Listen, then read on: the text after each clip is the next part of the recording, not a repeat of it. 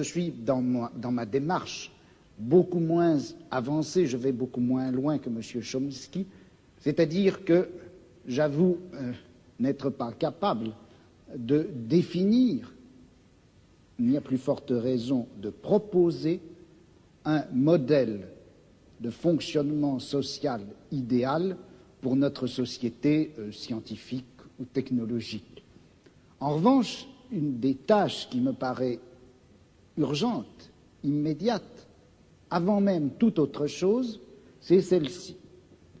On a l'habitude, du moins dans notre société européenne, de considérer que le pouvoir, il est localisé entre les mains du gouvernement et il s'exerce par un certain nombre d'institutions bien particulières qui sont l'administration, en France on appelle ça préfectorale, enfin je ne sais pas comment on dit ailleurs, l'administration, la police, l'armée.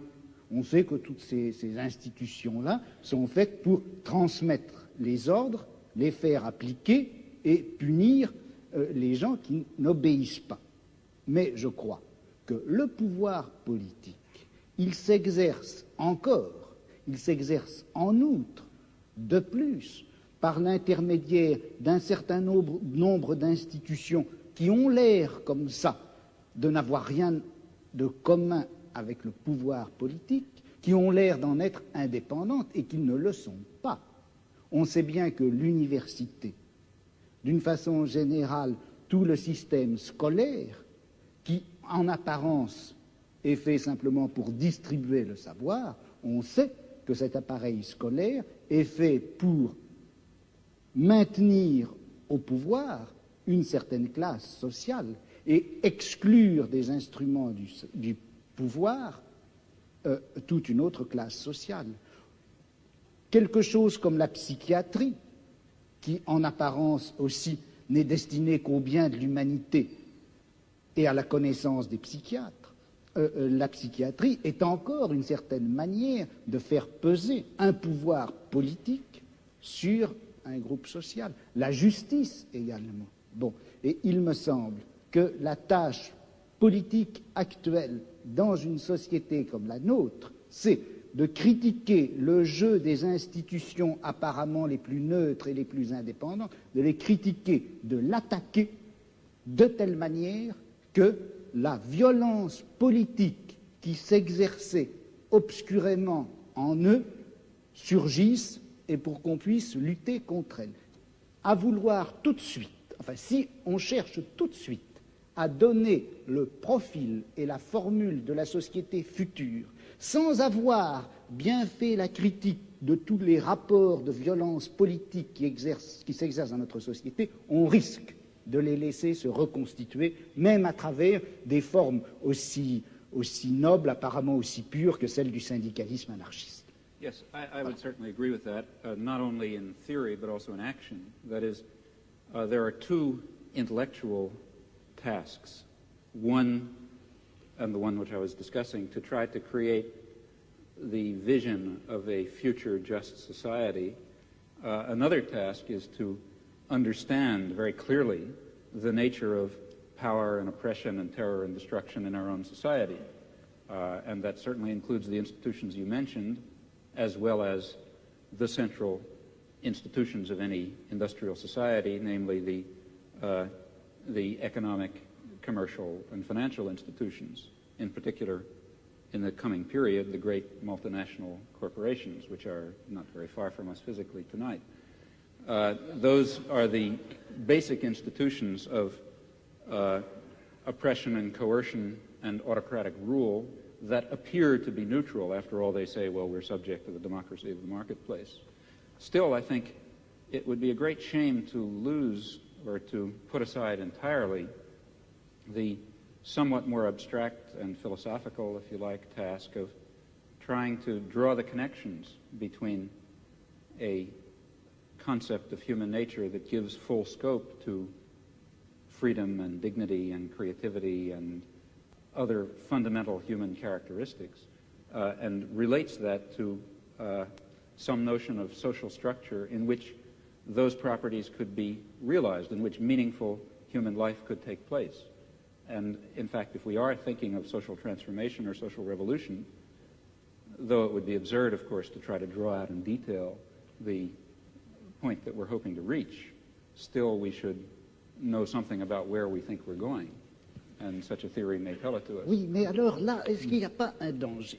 Si on dit qu'il existe une certaine nature humaine, que cette nature humaine n'a pas reçu dans la société actuelle les droits et les possibilités qui lui permettraient de se réaliser.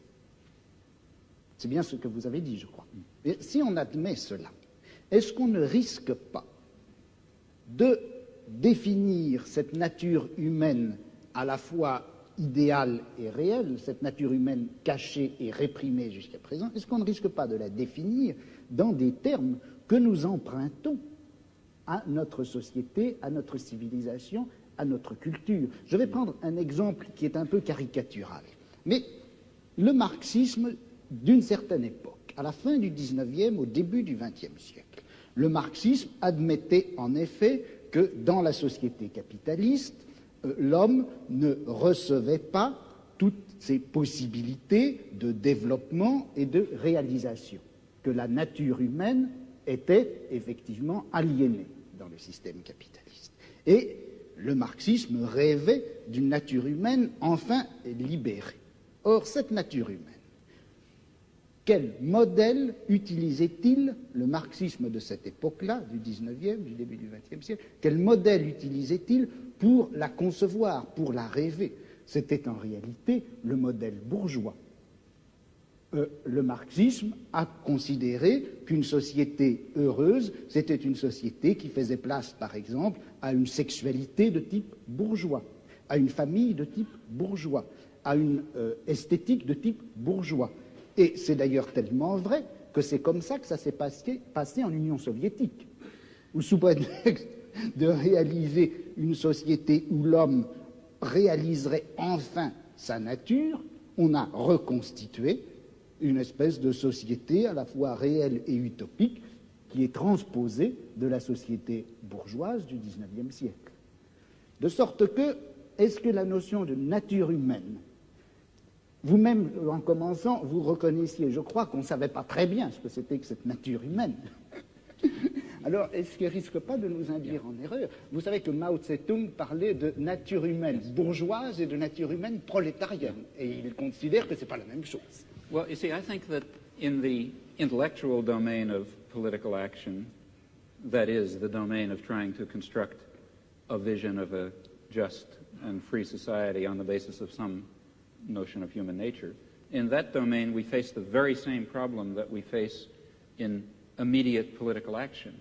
For example, to be quite concrete, a lot of my own activity really has to do with the Vietnam War, and a good deal of my own energy goes into civil disobedience.